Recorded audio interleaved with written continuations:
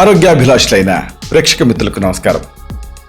ఇంటి వైద్యం అనే ఈ చక్కని కార్యక్రమాల సిరీస్లో మనం ఎన్నో ఆరోగ్యానికి సంబంధించిన విలువైన విషయాలు తెలుసుకుంటున్నాం. ఈరోజు మనం తెలుసుకోబోయేది మరీ ముఖ్యమైన విషయం. ఎంతోమంది తల్లిదండ్రులు ఈ సమస్య గురించి చెప్పమని అడుగుతున్నారు. ఇదే చిన్నపిల్లల్లో గొంతు నొప్పి. చాలా కామన్గా కనిపించే ఈ సమస్యకి దారితీసే కారణాలు ఏమిటి, అలాగే నివారణ పద్ధతులు ఏమిటి, అలాగే ఈ సమస్యను ఎలా తగ్గించవచ్చు ఇంటి వైద్యంతో, పథ్యాపథ్యాలు, ఈ మొత్తం సమాచారాన్ని ఈ కార్యక్రమంలో మనం తెలుసుకోబోతున్నాం. దీనికంటే ముందు దీనికి సంబంధించి కొన్ని ముఖ్యమైనటువంటి విషయాలు ఉన్నాయి. ఈ ముఖ్యాంశాలు తెలుసుకోవాలి. చూడండి, చిన్నపిల్లల్లో గొంతు నొప్పి అనేది ఏదో సీజనల్గా వచ్చే సమస్య అయినప్పటికీ కూడా దాన్ని అశ్రద్ధ చేయకూడదు. చేస్తే అది ఆ ఇన్ఫెక్షన్ కిందకి వెళ్ళిపోయి ఆఖరికి గుండెని కూడా ప్రభావితం చేసే రిస్క్ ఉంటుంది. అంతేనా అంటే వాళ్ళకి అది ఇన్ఫెక్షన్ కదా, పెద్దవాళ్ళకి కూడా ఇది వ్యాపించి అసలే ఇలాంటి కరోనా కాలంలో అది ఇతర ఇక్కట్లకి దారితీసే రిస్క్ ఉంటుంది. కాబట్టి దీన్ని అశ్రద్ధ చేయకూడదు. సరే, మరి దీన్ని ఎలా గుర్తించాలి అంటే కేవలం గొంతు నొప్పేనా, మిగతా అనుబంధ లక్షణాలు ఉంటాయా అంటే ఉంటాయి. వీటి మీద కూడా తల్లిదండ్రులుగా మీకు అవగాహన ఉండాలి. అనుబంధ లక్షణాలుగా గొంతులో నసు ఉంటుంది. ఎప్పుడు కూడా పిల్లలు అంటూ ఉంటారు. పిల్లలు ఇలా అంటాం సాధారణంగా మనం చూడం కదా, కానీ పిల్లలు అంటూ ఉంటారు. ఇంకా మింగుతుంటే నొప్పి కంప్లైంట్ చేస్తూ ఉంటారు ఏదన్నా ఆహారం పెడుతుంటే. అలాగే ఆ నొప్పి వల్ల ఒక్కొక్కసారి వాంతి కూడా చేసుకుంటూ ఉంటారు. మాట్లాడమంటే కూడా ఇబ్బంది ఫీల్ అవుతూ ఉంటారు, అంటే గొంతు నొప్పి ఉందని చెబుతూ ఉంటారు. ఇంకా గొంతు తడారిపోతూ ఉంటుంది, అందుకే ఎప్పుడు తడుపుకుంటూ ఉంటారు. ఇంకా గొంతులో మీరు కనుక గమనిస్తే గొంతు తెరవమని టార్చ్ వేసి అప్పుడు ఆ టాన్సిల్స్ ఉంటాయి కదా, ఆ గ్రంథులు పెరిగిపోయి కనిపిస్తాయి.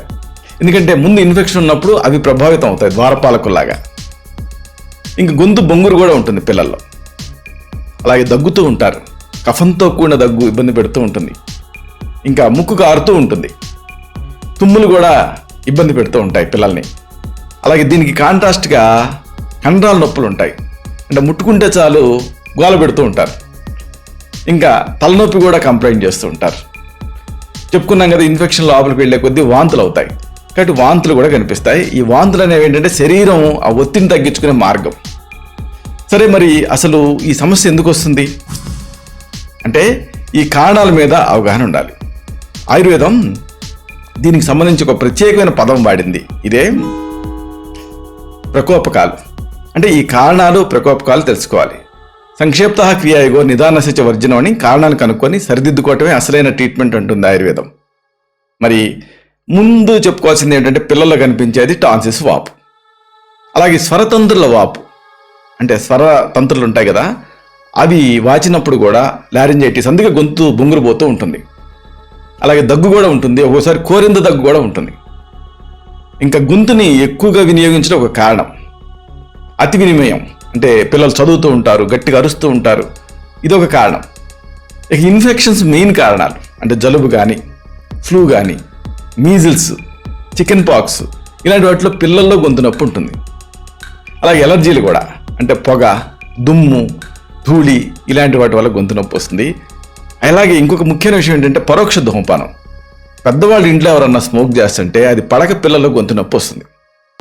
ఇంకా ఇలాంటి చలికాలపు రోజుల్లో పొడి వాతావరణం ఒక కారణం. ఎందుకంటే ఆ మ్యూకస్ మెంబ్రేన్ ప్రొటెక్టివ్ లేయర్ ఉండదు కాబట్టి, ఎండిపోతుంది కాబట్టి. అలా ఇంకొక రేర్ కాజ్, అంటే ఎవరికి తట్టని కారణం ఏంటంటే పొట్టలో యాసిడ్స్ పైకి పొంగినప్పుడు కూడా గొంతు నొప్పి వస్తుంది. ఎందుకంటే బర్న్ చేస్తుంది ఇక్కడ ఆ యాసిడ్. ఇవన్నీ కారణాలు. అయితే మరి ఈ సమస్య ఉంటే ఏం చేయాలి? దీనికి చక్కని ఆయుర్వేద సులభ చికిత్సలు ఉన్నాయి. వరుసగా వీటిని తెలుసుకుందాం. మొదట గృహ చికిత్స. దీనికి మీకు కావాల్సిన పదార్థాలు తులసి ఆకులు, శొంఠి పొడి, అలాగే మరి దీన్ని బాయిల్ చేయడానికి నీళ్లు, ఇవన్నీ కూడా సిద్ధం చేసుకోండి. దీని తయారీ చాలా తేలిక. కొన్ని తాజా తులసి ఆకుల్ని ఫ్రెష్గా తెచ్చుకోండి. దీన్ని ముద్దగా నూరండి. ఇప్పుడు దీన్ని ఒక 2 కప్పులు మరిగే నీళ్ళలో వేసి సగం నీళ్లు తగ్గే వరకు కూడా మరిగించండి. చివరిలో దీనికి 2 చిటికెళ్ళ శొంఠి పొడి కలపండి. స్టవ్ మీద నుంచి దించి చల్లార్చండి. ఈ మిశ్రమాన్ని మీ బిడ్డకి రోజుకి 3 లేదా 4 సార్లు ఇస్తుంటే గొంతు నొప్పి ఆశ్చర్యకరంగా తగ్గుతుంది. ఇలాంటిది ఇంకొక చక్కని ఇంటి వైద్యం. దీనికి మీకు కావాల్సింది పసుపు పొడి, ఉప్పు, వేడి నీళ్ళు. పద్ధతి తెలుసుకుందాం. 1 కప్పు వేడి నీళ్ళకి 1/2 టీ స్పూన్ పసుపుని, చిటికెడు ఉప్పుని కలపండి. హార్ట్ ఇన్ఫ్యూజన్ లాగా తయారు చేయండి. దీంతో గొంతు తగిలేటట్లుగా పుక్కిట పట్టించండి. పొరపాటు మింగినా ఏం కాదు. ఇలాగ రోజుకి 2 లేదా 3 సార్లు చేస్తే గొంతు నొప్పి నుంచి వెంటనే రిలీఫ్ వచ్చేస్తుంది పిల్లలకి. ఇలాంటిదే ఇంకొక చక్కని ఇంటి వైద్యం. మీకు కావాల్సింది అన్నీ కూడా తేలిగ్గా మీరు సమకూర్చుకోగలిగినవే. ఇవేమిటంటే పసుపు, వసకొమ్ము, పిప్పళ్ళు, వాము, మిరియాలు, సైంధవలవణం, సొంటి, తేనె. లిస్టు పెద్దదే కానీ మంచి ఫలితాన్ని ఇస్తుంది. పసుపు, వసకొమ్ము, పిప్పళ్ళు, వాము, మిరియాలు, సైంధవలవణం, సొంటి సమాన భాగాలుగా తీసుకొని మెత్తగా పొడి చేసి నిల్వ చేసుకోండి. దీన్ని పూటకి 1 నుంచి 2 గ్రాముల చొప్పున తీసుకొని తగినంత తేనెతో కలిపి 3 పూట్ల పిల్లల చేత నాకించండి. దీంతో గొంతు నొప్పి, గొంతు మంట ఇవి తగ్గుతాయి. ఇలాంటిదే ఇంకొక మంచి ఇంటి వైద్యం. దీనికి మీకు కావాల్సింది చందనం చూర్ణం అంటే మంచిగంధం పొడి, ముద్ద కర్పూరం, దీని పొడి, అలాగే ఆముదం. పద్ధతి ఏమిటి? చాలా సింపుల్. చందనం పొడి 1 టేబుల్ స్పూన్, 1/2 టీ స్పూన్ ముద్ద కర్పూరం పొడి రెండింటిని తీసుకొని వీటికి కొద్దిగా ఆముదాన్ని కలిపి పేస్ట్ లాగా చేయండి. దీన్ని ఆ పిల్లల గొంతు నొప్పి ఉంటుంది కదా, ఇక్కడ పూయండి. ఇలా రోజుకి 2 సార్లు చేస్తే గొంతు నొప్పి ఆశ్చర్యకరంగా తగ్గుతుంది.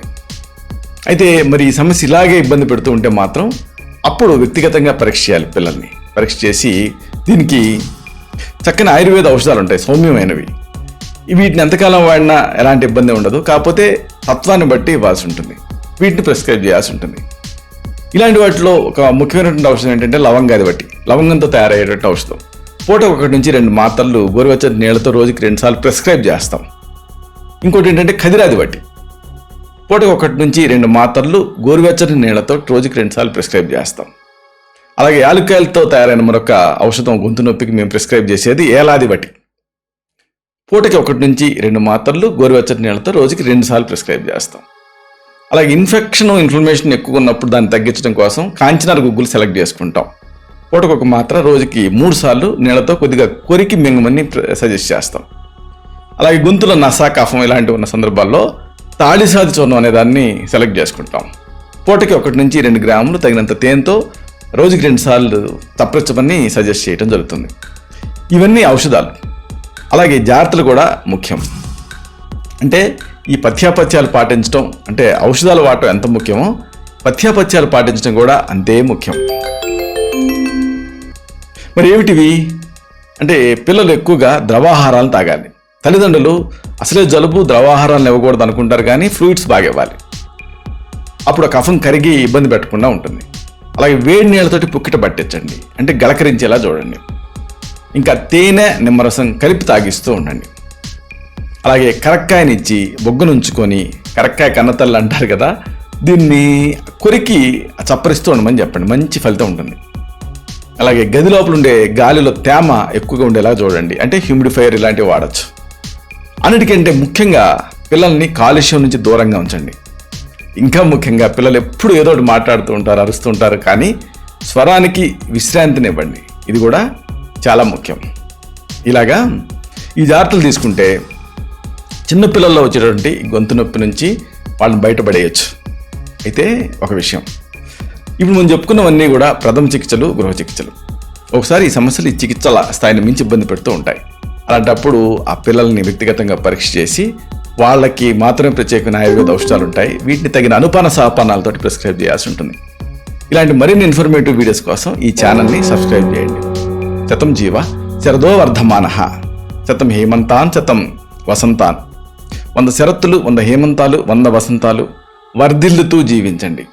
Stay healthy, stay happy, be positive, keep smiling, stay safe. Love you all. శుభం.